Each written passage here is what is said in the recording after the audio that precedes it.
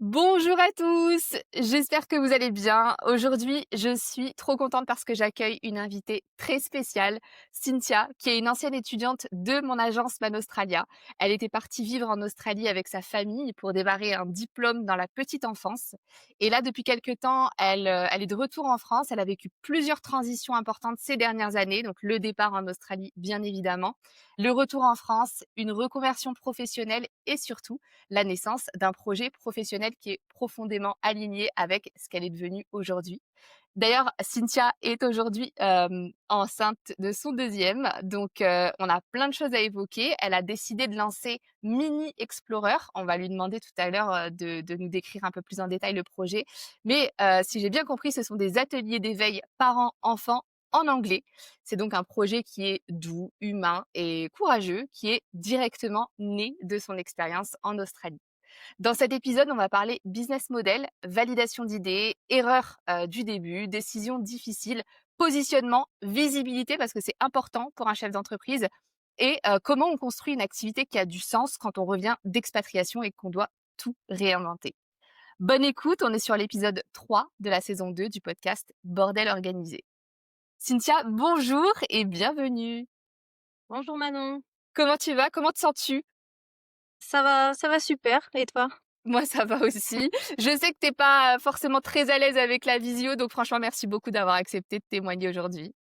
Il y a pas de souci, ça me fait plaisir. Tu as été, tellement présente pour nous, pour nos départs en Australie. C'est gentil, merci. Bah écoute, on va tout de suite démarrer. Est-ce que j'ai bien expliqué ce que c'était Mini Explorer ou est-ce que tu as d'autres choses à nous dire? Non, c'est exactement ça, des ateliers d'éveil à l'anglais avec le Parfait. En plus, il me semble que tu as animé ton premier atelier là, il y a quelques temps. ouais, c'est ça, la semaine dernière, ouais. C'était comment? C'était franchement, c'était sympa. Ouais, C'était ouais, on s'est bien amusé. Ça a parti un peu dans tous les sens, mais maintenant grâce à cet atelier, je sais comment m'organiser la prochaine fois, quoi. c'est ce que j'allais dire. En fait, c'est un peu un atelier test qui est obligé de voir le jour pour réajuster ton projet et voir ce qui fonctionne et ce qui fonctionne pas de toute façon.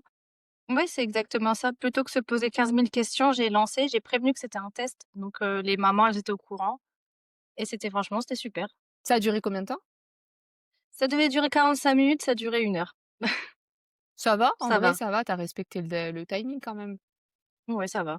Et donc le feedback, raconte-nous genre, comment ça se déroule le premier atelier, Mini Explorer? Tout simplement, on arrive chez une maman, qui s'est proposée pour accueillir les autres mamans. Donc on s'installe et on commence par une chanson d'accueil où on fait dire aux enfants tous leurs prénoms pendant la chanson et puis après on commence avec des activités, on mélange des chansons, il y a des activités manuelles. Il y a des jeux aussi, des jeux interactifs avec le parent, parce que du coup, la maman, elle doit chanter, elle a sa partie dans la chanson, elle a son rôle dans le jeu et puis on devait finir par un temps calme, mais bon, au bout d'1 heure, ça a Difficile. été compliqué, ouais. C'est difficile de faire redescendre en pression peut-être les enfants? Ce qui était difficile, je pense, c'est qu'on a fini sur le midi. Du coup, la fatigue, la faim, donc les enfants, voilà, quoi. En plus, ils ont un peu trop réagi à l'histoire que j'avais inventée pour, l'événement. Du coup, ils étaient Comment à fond ça? dedans. C'est vrai, c'était quoi? On devait aider Saint-Martin à retrouver son âne et j'avais fait un petit livre interactif, donc il y avait, les monuments de Dunkerque dans le livre pour que les enfants puissent, bien se repérer et avec des mots-clés en anglais, qu'on devait mimer, tu sais, grand, petit, tout ça et on devait crier en anglais pour chercher l'âne. Donc comme je les ai fait crier et ben, ils étaient tout foufous, ils ont cherché l'âne et j'ai même des mamans qui m'ont envoyé des messages dans la journée pour me dire que, bah, leur enfant, il parle de l'âne toute la journée. C'est trop mignon et ils avaient quel âge? Alors la plus petite, elle avait 2 ans. Normalement, c'était des 3-5 ans, mais bon, comme, la maman hôte, elle avait une petite de 2 ans en plus, donc on l'a acceptée dans le groupe évidemment. Donc c'était de 2 ans à à 5 ans du coup, ouais. Bien, ça t'a plu? Ah ouais, bon moi je me suis amusée, hein. Donc ça te confirme l'idée que c'est ce projet que tu as envie de mener, à long terme? Ouais, carrément. La seule chose, c'est que je sais que je vais pas pouvoir faire des ateliers tous les jours parce que déjà, le but quand même de me mettre à mon compte, c'est d'avoir du temps libre et en plus de ça, les enfants, ils ont école, donc c'est pas possible. C'est vrai, ouais. C'est vrai. Bah, justement, après, on va reparler, de la stratégie, de l'offre que tu proposes, mais c'est une réponse, en fait, que tu viens de me donner à une question que j'ai pas pensé poser et c'est pour ça que tout à l'heure, je te disais, j'ai fait une liste de questions, mais je vais probablement rebondir sur ce que tu me dis. J'ai pas posé dans mes autres entretiens, avec les autres entrepreneurs, quel est le but de l'entrepreneuriat selon toi? Enfin, pour toi, pourquoi tu t'es mis à ton compte? C'est vrai que j'ai jamais pensé poser cette question. Il y en a qui me diraient peut-être pour des raisons financières et toi donc ton objectif, enfin le on va dire que la raison première, c'est de pouvoir, avoir un meilleur équilibre de vie pro perso, est-ce que c'est ça? Ouais, c'est ça, parce que en fait, si tu veux, moi j'adore, l'image de la maman au foyer, tout ça et tout. Sauf que, je suis pas comme ça, du coup, j'ai du mal à trouver du travail, puisque trouver du travail, c'est s'éloigner de tes enfants et comme j'aime être avec mes enfants et j'aime être chez moi, c'est un peu compliqué. Du coup, l'entrepreneuriat, ben, tu gères ton emploi du temps. Après, c'est sûr, moins tu travailles, bah, moins tu as de revenus, immédiats, ça c'est logique. Mais en fait, par rapport à l'équilibre de notre famille, comme on a déjà un revenu, ben, c'est suffisant, en fait. Le tout, c'est que je m'épanouisse dans une activité qui me sorte de la maison, en pouvant rester à la maison tant que je veux, quoi. Et justement donc avant, Mini Explorer, tu qui? C'était qui Cynthia? Qu'est-ce que tu as fait comme études? Tu as quel âge? Tu as vécu où? Raconte-moi un peu. Bah, là, je vais avoir 30 ans et avant ça, bah, je me laissais porter par le vent, J'adore, trop marrant. toi-même, tu sais, on a beaucoup voyagé avant notre premier enfant. Du coup, bah, envie de mon conjoint, lui, il avait toujours, il travaillait, voilà, il était assez stable, mais il prenait que des CDD pour pouvoir partir, en voyage. Moi, bah, je travaillais par-ci, par-là, des petites missions, des petits CDD, histoire de renflouer les caisses pour repartir et en fait, on avait l'intention de continuer comme ça un moment, sauf que la phase covid est arrivée, donc on est rentré en France et je suis tombée enceinte pour la première fois. Donc on a revu les projets, d'où notre deuxième départ en Australie, du coup, où on voulait quelque chose d'un peu plus stable et finalement on est rentré.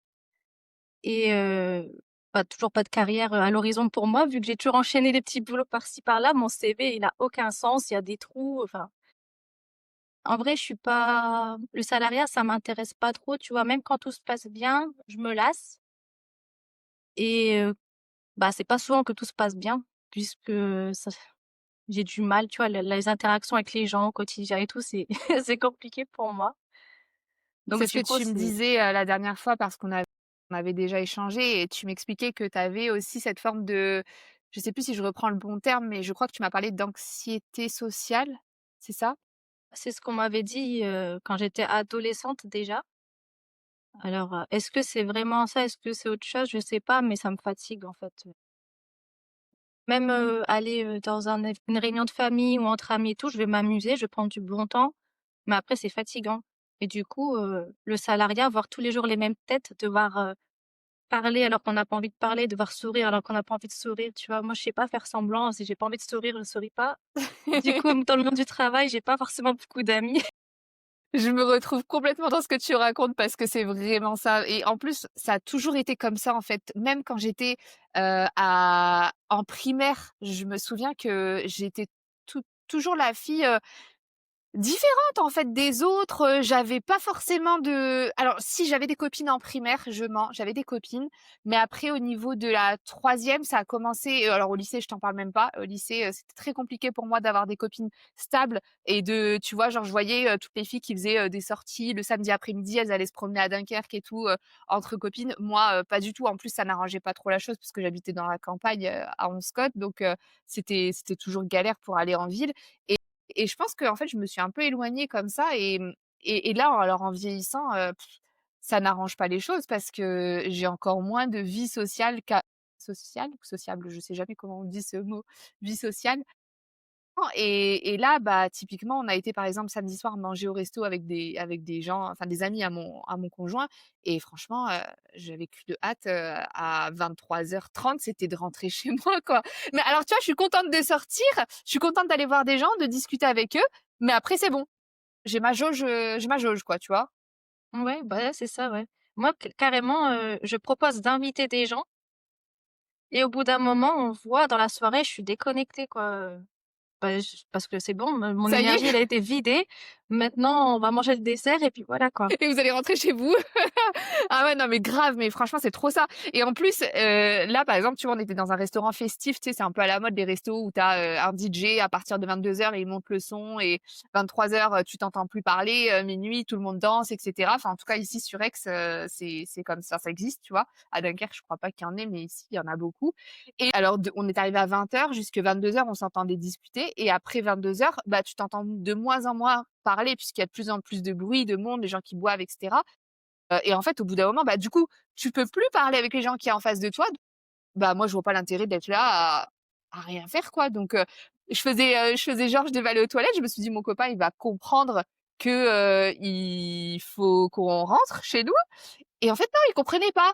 Et au bout d'un moment, il me fait: «Bah, qu'est-ce que tu as? Tu as une drôle de tête». Bah, ouais, ouais, je suis plus là, en fait, tu vois? J'ai plus envie d'être là, j'ai envie de rentrer chez moi. Enfin, ça sert plus à rien, on s'entend plus parler. Toujours est-il que je me retrouve complètement dans ce que tu dis et c'est aussi, je pense, une des raisons pour lesquelles j'ai choisi l'entrepreneuriat et j'ai gardé, l'entrepreneuriat alors que j'ai eu quand même des sacrés bas l'année dernière où j'ai voulu repartir dans le salariat. Toi, pour toi, c'est plus envisageable le salariat? Tu vas essayer de vraiment te focus et tout donner pour, cette entreprise? Ouais, ouais, carrément, je vais essayer parce que le salariat, bah, en plus, je trouve même pas de métier qui m'intéresse sans repasser par la case formation et j'en ai un peu ras-le-bol de commencer des études dans quelque chose et arrêter ou obtenir un diplôme et qui me serve à rien. C'est fatigant. Et justement, tu es pas rentré dans le détail, mais je voudrais bien que tu racontes un peu, moi je connais ton histoire, mais ceux qui nous écoutent non. Comment qu'est-ce que tu as fait en Australie, on va dire la première fois et la deuxième fois et comment tout ça, ça a permis de créer Mini Explorer? La première fois qu'on est allé, c'était en 2018, donc c'était un road trip. Donc là, ça nous a permis de vivre autrement et de lâcher prise sur plein de choses parce que moi, je suis une grande stressée et du coup, je le suis encore, mais beaucoup moins qu'avant le road trip parce que, bah, tu vis autre chose, quoi, tu découvres autre chose et ma première impression, si on revient sur le thème des enfants, c'est qu'en Australie, c'était des enfants rois qui faisaient, strictement ce qu'ils voulaient, qui avaient pas d'éducation parce que les enfants, on les voit à la bibliothèque, ils grimpent sur les étagères littéralement, c'est pas une façon de parler, quoi. Et puis là, quand on est retourné du coup, je sais jamais dire si ça fait 1 an ou 2 ans. Non, ça fait 1 an qu'on est rentré. Je crois que vous m'avez, contactée en octobre 2023 parce que moi je m'apprêtais à venir dans le sud donc je me souviens que c'était, pendant mon déménagement qu'on était en contact. Donc octobre 2023 et il me semble que vous êtes arrivés en Australie en début 2024 et vous avez quitté l'Australie, 10 mois plus tard, je crois. Ouais, bah, c'est ça, on est parti fin décembre, 2023 du coup, l'année 2024 en Australie du coup. Et on t'a contacté pour que je fasse des études dans la petite enfance parce que comme j'ai entre 2 j'ai eu mon propre enfant, ben, forcément je voulais, comme beaucoup de mamans, apprendre ce qui était le mieux pour, notre enfant. Donc du coup, on t'a contacté, on est parti et de là, j'ai compris qu'en fait, c'était pas que c'était des enfants rois, les Australiens, mais simplement que l'éducation est menée par le jeu et menée par l'enfant. On suit les intérêts de l'enfant et ce qui est un peu risible en France aujourd'hui, là, l'éducation positive, tout ça et tout, que c'est un peu la phase où il y a eu tout le monde qui était d'accord, maintenant plus personne n'est d'accord, tout le monde en a ras-le-bol. Bah, là-bas, en fait, ça fait partie de leur mode de vie. Donc oui, ils reprennent un peu leurs enfants et tout ça, mais par rapport à un Français, c'est rien, quoi.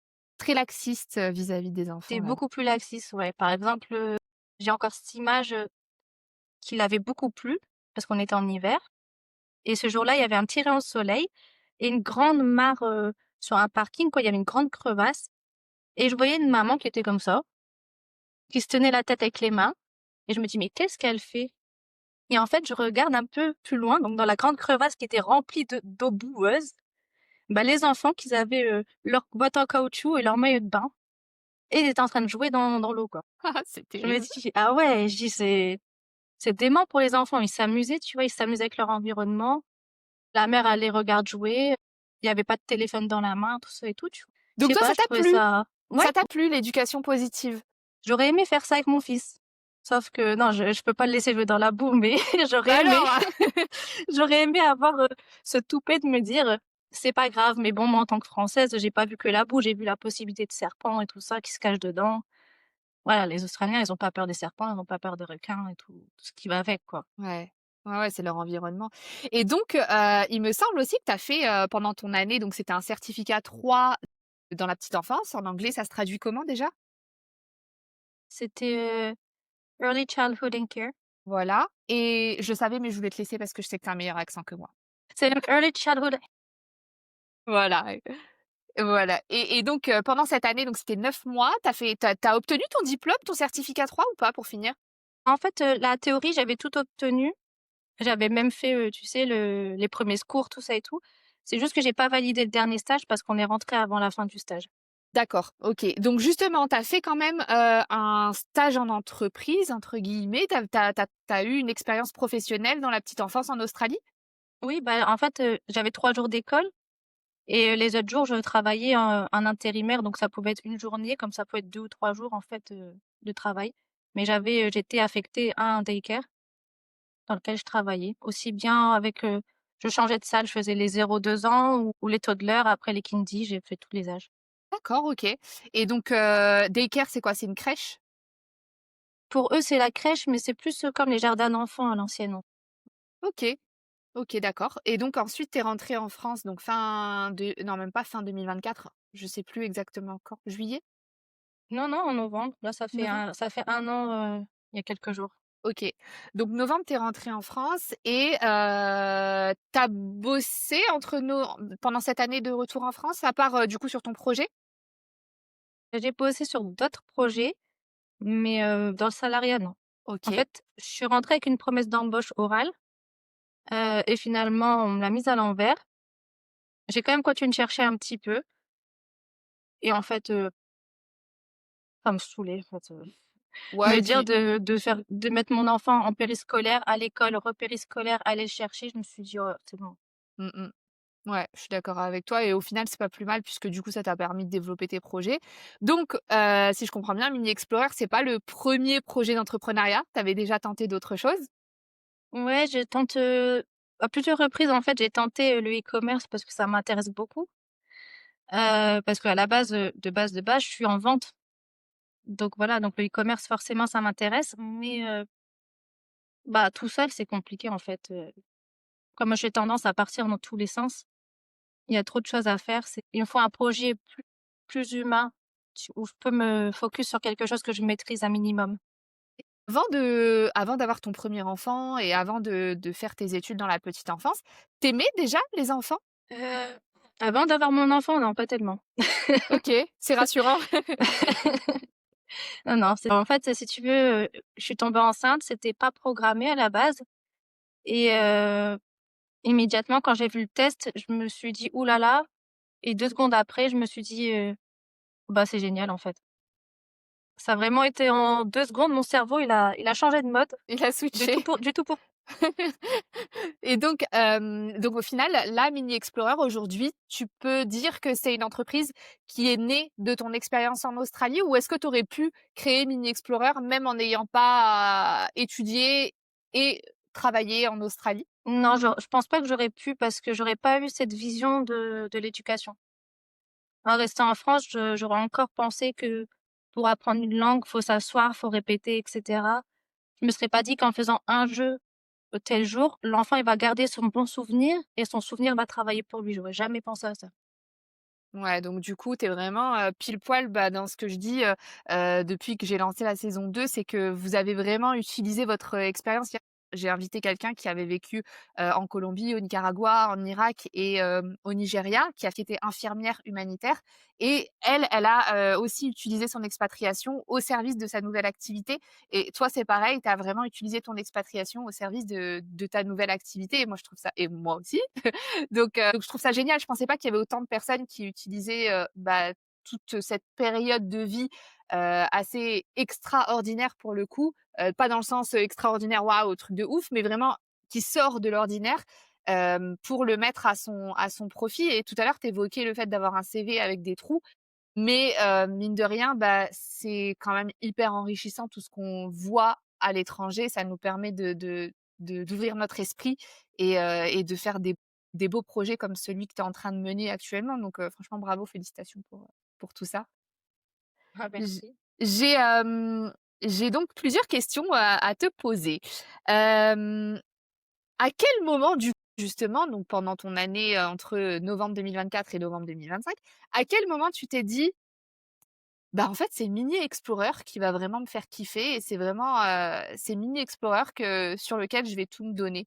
Est-ce que tu as eu un déclic? Est-ce que, c'est le e-commerce que tu as tenté, ça marchait pas, tu t'es dit: «Bon, bah, il faut que je trouve autre chose»? Voilà, à quel moment tu as eu ce déclic pour Mini Explorer? J'ai envie de dire que j'ai eu le déclic 48 heures avant de lancer le projet. Génial! En fait, Raconte-nous. quand on est rentré, comme j'ai dit, j'avais cherché un petit peu du travail par-ci par-là, tout ça et c'est Marvin qui m'a dit, «Pourquoi tu fais pas des ateliers d'anglais, tout ça et tout avec les enfants?» parce que, bah, ça me manquait en fait ce lien, que j'avais avec les enfants en Australie et du coup, il me dit: «Tu parles bien anglais». Moi, tous mes amis rêveraient que leurs enfants apprennent l'anglais et cetera. Donc pourquoi tu fais pas ça? Et j'avais dit: «Ah ouais, c'est super», donc on en a parlé et en fait, arrive au moment où je dis, en fait, dans la conversation que, je voulais faire ça chez les gens et là, Marvin me dit: «Ah ouais, mais je sais pas si les gens, ils voudront bien, accueillir parce que c'est des enfants, il y a du mouvement, tout ça et tout». Un peu style réunion du Tupperware, tu vois? Et du coup, j'en parle, à ma mère qui me dit la même chose. J'en parle à des amis qui me disent la même chose. Je me dis: «Bon, ben, ça fait beaucoup», tu vois? S'il faut commencer, à avoir un local alors que j'ai pas de budget de départ, en fait. Donc s'il faut un local, s'il faut faire plein de trucs et tout, ça faisait trop d'obstacles dans ma tête, c'était pas possible. Donc j'ai laissé l'idée de côté et j'ai essayé le e-commerce, tout ça et tout et puis, bah, à un moment donné, avec la grossesse, j'étais fatiguée. Du coup, le e-commerce qui commençait pas à marcher, mais je commençais à bien comprendre le fonctionnement, tout ça et tout. Avec la fatigue, tout s'est écroulé, en fait et du coup, quand je me suis remise, j'avais plus la tête à ça et je vais chercher mon fils à l'école et puis encore une fois, j'entends dire: «Ouais, ils font pas d'anglais. On nous avait dit qu'ils feraient de l'anglais à l'école, finalement ils en font pas» et du coup, je suis rentrée à la maison et je dis: «Bah, vas-y, je vais faire mon truc». Donc j'en ai reparlé à Marvin, une soirée et lui, il m'a soutenue à fond pour le coup, mais il savait pas que j'allais le faire chez les gens, du coup, j'avais pas dit et puis Tu voilà, avais gardé j'ai ça en tête, mais en fait, malgré ce ouais, que ton entourage te disait, bah, tu as quand même été au bout et au final, il y a des familles qui sont OK pour accueillir, des enfants et des parents chez eux. j'ai eu plus de demandes que j'aurais pensé en si peu de temps parce que le lancement, je l'ai vraiment fait vite, sans pub, sans rien et j'ai des retours donc c'était génial. Et donc le lancement, tu l'as fait quand? J'ai pas la date précise en tête, mais en fait, c'était avant les dernières vacances et en Vacances, fait, d'octobre, je crois? Il y a eu ouais, des vacances en c'était les ouais, donc vacances c'est assez d'octobre. récent, en fait, que tu as lancé le projet? Ouais, ça fait moins d'un mois, ça fait un mois, je crois, que j'ai commencé à le dire sur les réseaux et en fait, tout de suite, je me suis imposé une date pour faire un atelier test parce que du coup, comme je suis en fin de grossesse et que mon premier il arrivait un mois à l'avance, je me suis dit: «Je prends mes précautions pour pas, devoir annuler le l'atelier» et puis voilà quoi, tout s'est enchaîné. Et tu as commencé par quoi? Un site internet, un compte Insta? Tu as fait quoi? J'ai commencé par, Insta et Facebook, sauf que Facebook, c'est pas trop ma tasse de thé, donc j'ai du mal à l'alimenter, mais ça n'empêche que ça a permis, beaucoup de partage au début. Tu peux lier ton compte Instagram à Facebook, en fait. Ce que tu postes sur, Insta, ça Oui. se relaie sur Facebook. Tu as fait ça? Bah, c'est ce que j'ai fait, mais comme je suis habituée à Insta, heu, c'est plus simple pour moi de me livrer, de dire des choses sur Insta que sur Facebook, j'y arrive pas. Donc sur Facebook, c'est vraiment, on va dire la vitrine, tu vois? Où je mets Ouais. les infos, tout ça et tout. Il y a pas de partie coulisses, tout ça. Et au niveau justement de la stratégie, donc de Mini Explorer, c'est quoi? Comment tu veux faire pour atteindre, bah, des clients, en fait? Là, c'est ce que je suis en train de voir parce que du coup, j'ai fait l'atelier test, j'attendais de voir les retours pour savoir si ça fonctionnait et là, du coup, j'ai la fin de ma grossesse et début de l'année prochaine pour mettre en place toute la stratégie parce que forcément, je veux faire des ateliers à domicile Mais l'objectif, c'est aussi de d'avoir un revenu à côté, tu vois? Pas que du présentiel, parce que si je fais que du présentiel, je vais pas obtenir le revenu auquel je m'attends. Quand tu dis faire du présentiel, c'est faire des ateliers comme tu as fait, samedi matin, c'est ça? C'est ça. Et donc ça, quand tu feras des ateliers, hem, qui te paye alors? Comment ça fonctionne? C'est les parents, tout simplement. En fait, ils réservent leur place, ils paient leur place. Et même, la le parent qui accueille, il paye le même prix? Non, le parent qui accueille, pour lui, c'est carrément offert, en fait. D'accord, Ouais, parce que OK. du coup, il accueille, c'est un gros effort d'accueillir du monde chez lui et en plus de ça, ben, c'est aussi pour le bouche à oreille parce que du coup, d'autres parents vont vouloir accueillir. C'est une manière pour eux, bah, d'essayer gratuitement. C'est un échantillon, en fait, pour eux, donc C'est génial. Et tu t'étais rendu compte que c'était une stratégie, trop bien ou? trop bien, non, mais je me suis dit que c'était important parce que, bah, en soi, je fais ça, oui, pour avoir un revenu, mais je fais surtout ça parce que j'aime vraiment partager les notions d'anglais, être avec les enfants et cetera. Donc pour moi, c'était important qu'il y ait le plus de personnes possible qui puissent participer. Donc les tarifs, ils sont pas élevés et quand on peut offrir quelque chose, on offre quelque chose, quoi. Non. Et tu disais un revenu supplémentaire, c'est-à-dire tu comptes, faire quoi comme offre, en plus des ateliers? Mmh, ça, je sais pas trop encore, en fait. J'ai des idées, mais c'est pas encore tout à fait clair. Je me dis que si je me tourne, vers les pros de la petite enfance, je peux faire des stages ou une formation en ligne pour, apprendre, à éveiller à l'anglais, on va dire. Tu sais, dans les crèches, tout ça et tout, ou même pour les assistantes maternelles pour qu'elles incluent de l'anglais dans leur temps avec les enfants. Et sinon, tout simplement, essayer de faire une chaîne YouTube parce que j'ai toujours voulu faire une chaîne YouTube, mais bah, tu le sais, j'ai du mal. Du coup, il me faut du temps, il me faut de la préparation et cetera pour me lancer. Là, ces prochaines semaines, je vais sonder un petit peu mon entourage, mes réseaux sociaux, voir ce que les gens, ils préféreraient. Est-ce que ce serait utile pour eux d'avoir une chaîne YouTube pour faire de l'anglais à la maison avec leurs enfants? Est-ce que des professionnels de la petite enfance seraient intéressés pour être formés, à la pédagogie, on va dire, à l'australienne? On verra.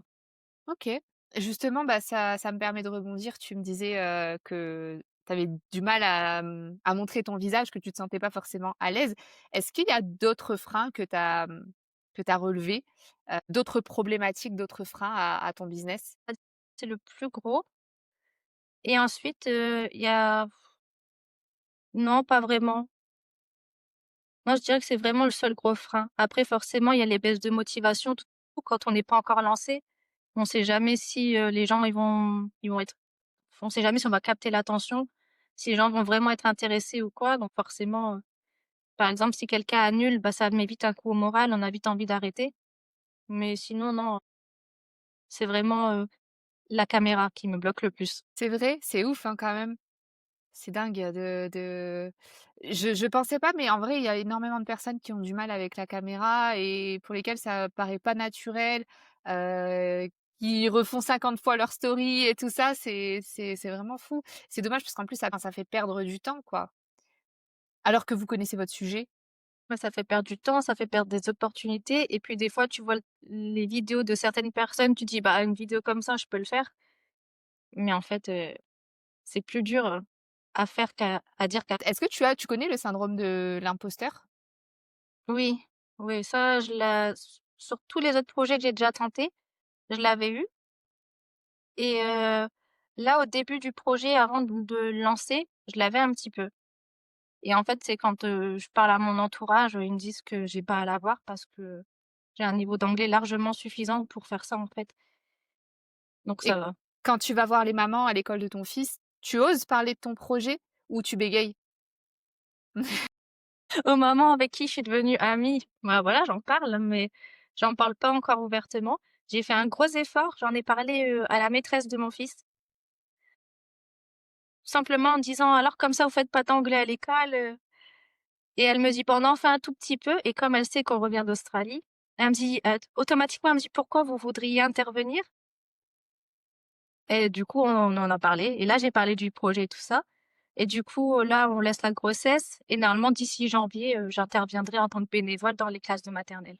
OK, trop bien. Puis même ça te permet de créer un peu de contenu, tu vois, pour tes réseaux et tout ça? De dire, même sans prendre des photos, sans prendre des vidéos des enfants, mais ça te permet de dire aussi: «Je fais ça en plus», c'est génial. Bah, c'est ça. Et donc là, donc tu m'as parlé de tes freins à toi, enfin le fait d'aller de l'avant dans ton business, mais est-ce qu'il y a d'autres problématiques vis-à-vis de tes clients? Je sais pas, est-ce que le prix peut être un problème ou autre? En fait, encore une fois, une stratégie, inventée par Cynthia.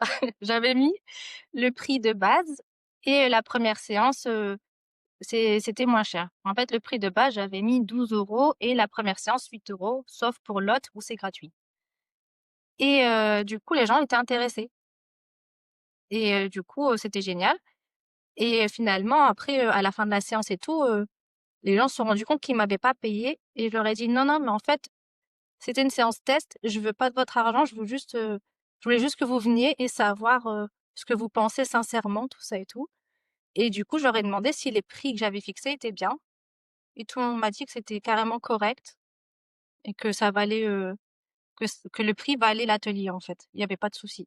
Ils ont ouais, il y a pas eu de points négatifs du tout? Le seul point négatif qu'on a retenu, c'est que fallait prévoir le temps calme à la fin Ouais. pour, les faire, redescendre un peu parce que, ouais, ils étaient fous les enfants. Tu en avais combien là? Oh, c'était un tout petit groupe, on était, bah, du coup avec, la petite sœur qui avait en plus, 4 et moi j'avais pris mon fils parce qu'il voulait absolument le faire. Du coup, j'ai dit: «OK, on fait un test, si tu te tiens bien à cet atelier, tu pourras venir à d'autres ateliers». Ça lui a plu? Bah, il a adoré alors qu'en plus j'avais essayé l'atelier sur lui, plusieurs fois, à la maison et malgré qu'il connaissait l'atelier par cœur, il était content, hein. C'est génial. Il a quel Ah âge? ouais, il a 4 ans et demi. Ouais. Ouais, maintenant 4 ans. Ouais, donc en plus, il rentre pile poil dans ta cible, en fait. Bah, ouais, c'est pour ça, du coup, je testais sur lui les musiques, tout ça et tout, je testais sur lui, si ça Mmh. prend sur lui, ça prendra sur les autres. Il y a pas de raison. Et du coup, donc tu penses qu'il y a de la demande? Bah, oui, je pense parce que j'ai même des gens qui étaient intéressés, mais comme j'ai fait que un atelier, la date leur convenait pas forcément. Donc du coup, finalement, ouais. Parce que je te dis, j'ai quasiment p bah, j'ai pas fait de com, en fait, j'ai juste partagé mes réseaux et mes amis ont repartagé et c'est tout, quoi. C'est génial. Et donc aujourd'hui, tu dirais que c'est quoi ta plus grosse difficulté pour, bah, pour pouvoir en vivre, je sais pas, pour dégager un vrai salaire? Plus grosse difficulté, Juste le temps finalement peut-être? Attendre bah, que ça se fasse, que attendre de te faire connaître, de te rendre visible, c'est peut-être juste ça? la visibilité, ça va être compliqué, c'est sûr. Après, et ce qui est compliqué aussi, c'est que, par exemple, là, en janvier, je vais donner du temps à l'école. Après, j'aimerais bien faire aussi des sessions de lecture dans les bibliothèques. Mais pareil, tu vois, tout ça, c'est des trucs, bah, que tu offres, c'est des choses gratuites que tu fais avec le cœur et du coup, bah, c'est du temps, mais c'est pas de l'argent. C'est sûr. Ça, c'est aussi, c'est un peu les défis des entrepreneurs de elle est où la limite entre donner du gratuit et faire payer? C'est un peu compliqué. Je sais qu'il faut donner du gratuit de toute façon, hein. Il faut donner de la valeur gratuitement pour que les gens puissent, te faire comprendre, puissent te connaître et que tu te positionnes en tant qu'experte et qu'ensuite ils aient confiance en toi et qu'ils passent par tes services. Donner trop de gratuit, ça paye pas les factures. Voilà, c'est ça. Donc c'est vrai que c'est un peu compliqué. Bah, écoute, c'est génial. Est-ce que tu as fait une erreur à ton lancement? Est-ce que tu as fait une grosse erreur depuis, 1 mois? L'erreur que j'ai faite, je pense, au début, déjà, c'est d'avoir retardé le lancement par peur parce qu'on m'avait dit que le domicile, ça marcherait pas, les gens ne seraient pas convaincus, voudraient pas le faire. Du coup, j'ai décalé carrément d'un an, donc presque. Donc ça m'a fait perdre du temps et puis aussi, là, c'est, la stratégie des réseaux sociaux. J'ai commencé à parler, à faire des photos. Finalement, la charte graphique, elle me plaît pas, la façon de parler me plaît pas et en fait, je sais pas du tout comment m'y prendre. Donc ouais. Se lancer sur les réseaux quand on connaît pas comment ça fonctionne, c'est compliqué. C'est le positionnement, ton image de marque, ton personal branding et cetera, c'est Ouais, ça qu'il faut que tu travailles? c'est ça. Ouais. Mais comme j'ai du mal à me mettre en avant, c'est encore compliqué. Mais après je pense qu'au plus tu travailles, au plus tu prends confiance en toi, au plus, tu vas faire d'ateliers, au plus tu vas maîtriser encore, davantage ton sujet, au moins tu auras de difficultés à prendre la parole, je pense. Oui, bah, de toute façon, je me force, hein. Là, tout Faut à l'heure, j'ai tourné une vidéo, je vais me forcer à la poster, hein, j'ai pas le choix. Ouais, j'ai vu, mais j'ai pas vu toute la vidéo parce que du coup, je m'étais pas connectée et il manquait un bout de la vidéo. Je crois que justement, tu faisais un point sur l'atelier de samedi, quelque chose Ouais, comme bah, ça. justement, c'est juste un extrait de la vidéo. Je me suis dit: «Je le poste comme ça, je peux pas effacer mes rushs, je suis obligée de la monter et de la poster».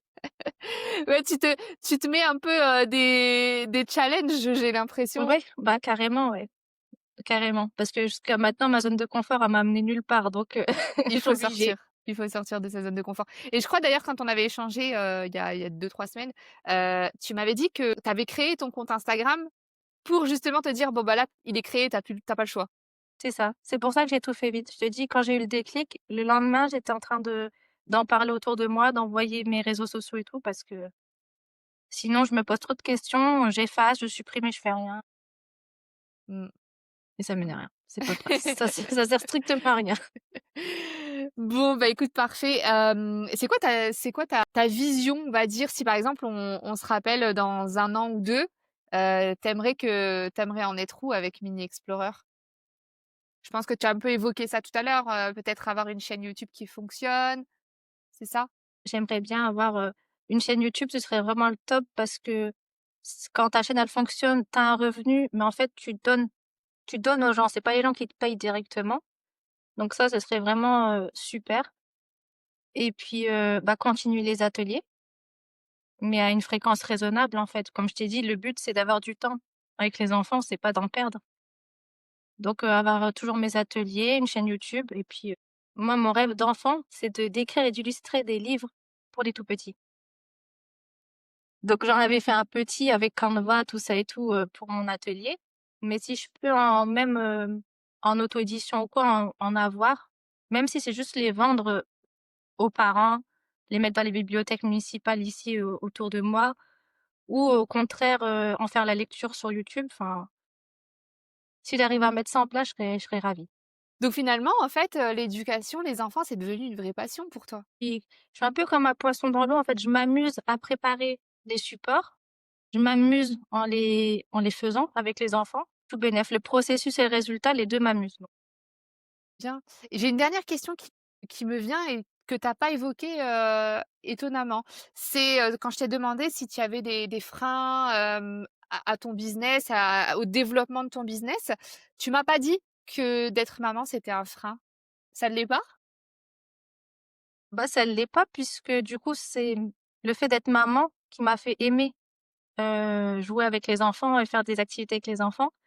Après, c'est vrai que du coup, il y a, toujours le principe, bah, il faut s'occuper de ses enfants, il faut les garder et tout ça. C'est ça que je voulais te dire, c'est là où je voulais en venir, c'est que, bah, être maman, enfin, tu travailles beaucoup moins que moi, par exemple, Oui. Ah tu bah, vois? oui, là-dessus, c'est sûr. Donc au moins Mmh. tu travailles, au moins tu as de clients, au moins tu gagnes. Donc est-ce que ça c'est pour toi c'est pas un frein que d'être maman? Tu arrives à t'organiser, tu arrives quand même à te dire, «Je travaille de telle heure à telle heure», enfin tu as une organisation ou tu travailles quand tu as du temps de libre, par-ci par-là? Alors, j'essaie de travailler au moins 1 heure par jour les jours d'école. Le mercredi, je sais que c'est mort. Le week-end, c'est mort. Mais sinon, ouais, la semaine, j'essaie de travailler au moins 1 heure et en fait, souvent, bah, tu débordes 1 heure, 2 heures, et en fin de compte, la plupart du temps, je travaille à part pour, les sorties d'école. Sinon, la plupart du temps, je travaille sur le projet. Mais là, ce qui est dur, c'est pas d'être maman, c'est d'être enceinte.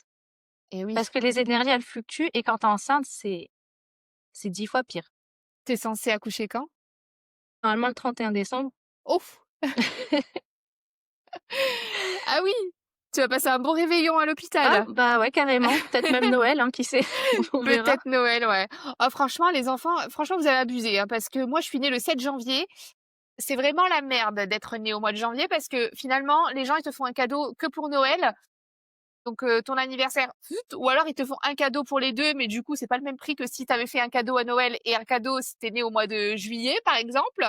Donc, c'est pas très arrangeant. T'as pas bien réfléchi, t'as pas bien calculé. Enfin, vous n'avez pas bien calculé. Tu sais que c'est encore moins bien calculé quand tu sais qu'il y a mon anniversaire en décembre. Tu Donc, né le le combien? le 3. Oh là là là là! Ah ouais, c'est terrible. Ouais, donc moi, mon anniversaire, il va vite être, passé aux oubliettes. Ah ouais. Ça sera le bébé avant tout. Après, il y aura Noël pour tout le monde. Bah, moi, voilà Ouais, quoi. bah, C'est ouais, mon 3. dernier anniversaire là. Oui, bah, oui, 30 ans, ouais, c'est sûr que là, ah ouais, et Ouais. Marvin, il est de quel mois? De juin. Mois de juin, c'est parfait! Oui, en plus, lui, il a des cadeaux 2 fois par an. C'est ça. C'est bien ça. Nous, non. Nous, on a un cadeau, un gros cadeau. «Ouais, bah, tu ça comptera pour ton anniv». Ouais, OK, bon, pas trop le choix, quoi. Bah, ouais, tu vas pas réclamer. Et Waylon, il est né quand? En mai. Parfait aussi. Ouais, c'est bien. Comme ça, ouais, il a Noël, il a tout. Et donc là, c'est un petit garçon, une petite fille? Ah, c'est une petite fille. C'est trop bien, le choix du Ouais, roi, du coup. carrément. Trop cool. Bah, écoute, franchement, merci beaucoup pour ton temps, Cynthia. Je suis trop contente d'avoir pu échanger avec toi, d'en apprendre plus sur, Mini Explorer, et j'espère vraiment que, bah, que ça va cartonner. Il y a pas de raison. Ça moi, je trouve que c'est un très beau projet, même si j'ai pas d'enfant, ça m'a limite convaincue de venir participer, apprendre l'anglais. Bah, tu trouves un enfant et tu viens. Voilà, ou j'essaye d'en faire, quand je me Oui. motiverai. Aussi, ça peut être une solution. Ah bah, en faire ça va vite, hein, t'inquiète. C'est après. C'est vrai. Bah, franchement, merci. J'espère que, bah, ça tu t'es sentie à l'aise. Ça a l'air de s'être bien passé. Moi, ça s'est bien passé. Un peu la tremblote en dessous de la table, tu vois? Mais ça va. Accouche pas en direct, hein. Non, non, t'inquiète. Je vous remercie. J'espère que cet épisode vous a plu. N'hésitez pas à vous abonner au podcast, à tous nos réseaux sociaux. D'ailleurs, Cynthia, où est-ce qu'on peut te retrouver? Du coup, principalement sur Instagram avec, Mini Explorers Mini Explorer tout attaché, ouais, et tiré du tiret FR. milieu ou tiré du bas? Tiret du bas. FR. OK, parfait. Bah, écoute, je mettrai, ton compte Insta dans la description. Je vous remercie et je vous souhaite une bonne après-midi. À bientôt. Ciao. Salut Cynthia. Salut, au revoir.